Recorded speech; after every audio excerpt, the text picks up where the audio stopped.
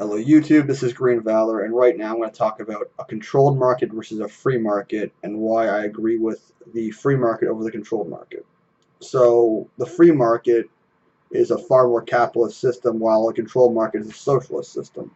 It's not a communist system because the government doesn't necessarily have control over the means of production, over the actual money flow, but they can tax them and they can shut them down in a more controlled market. Whereas in a more free market, there's less regulation, but that also means there's more competition, prices are lower. It also means there's advantages to both and disadvantages. Is what I'm saying.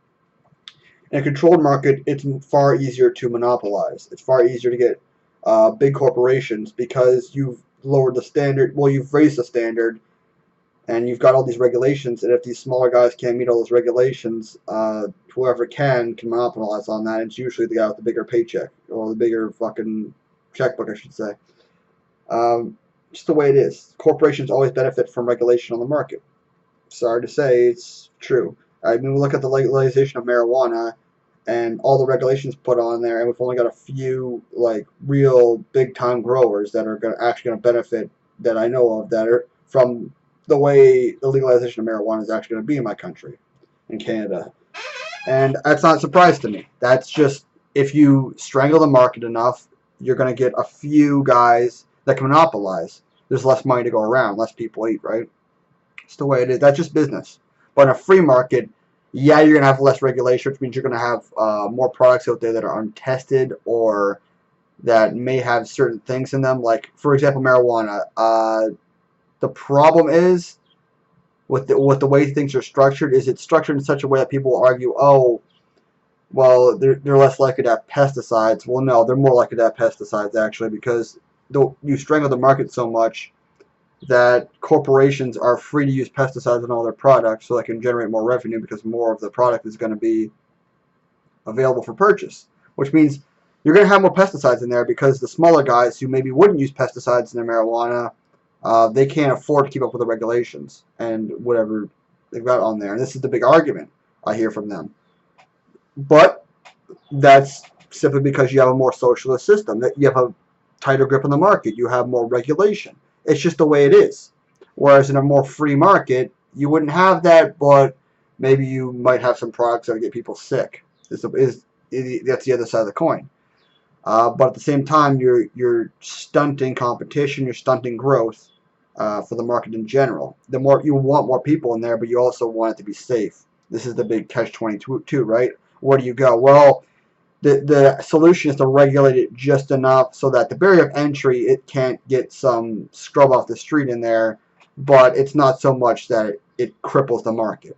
This is why when people argue like socialism's bad, capitalism's bad, I can't agree with any of those principles because, like, you can have socialist principles in a capitalist market. Okay, in a free market you have socialist principles. You can restrict the market enough to make it, safe for people to use. That's kind of what we have here in Canada. But I see the market getting even more strangled and even a tighter grip on it, and I don't like that. I want it to pull back a little bit more. I want a more capitalist, a freer market. By the way, a truly capitalist market is just a really free market. There's no way to be like capitalism has gone too far. No. It's only when you strangle the market with socialist principles to a point where you can't get enough small business in there that it's strangled. Because in a truly capitalist market, banks wouldn't get bailed out. Corporations wouldn't get bailed out. Nobody would get a bailout.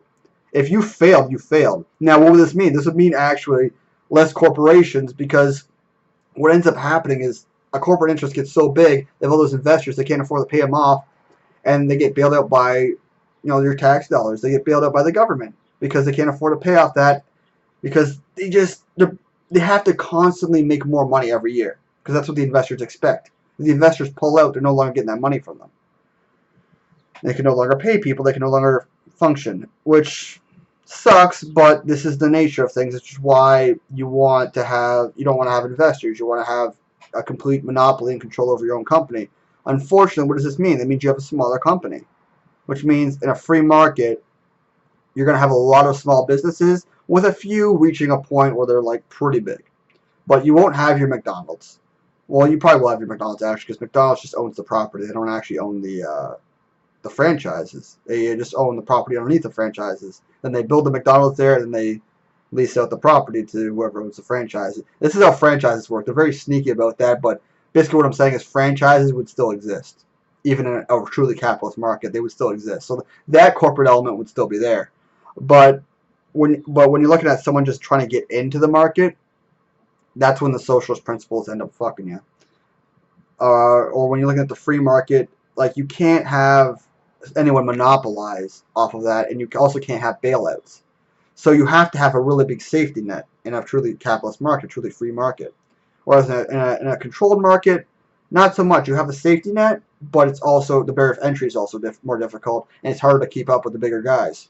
So I'm trying to be objective about this. Like, there are general pros and cons to a controlled over a free market, but generally I agree with the free market because you can hold a company accountable. You know what I mean? You don't need government to hold a company accountable. You could just speak with your wallet. You don't need to buy their products anymore.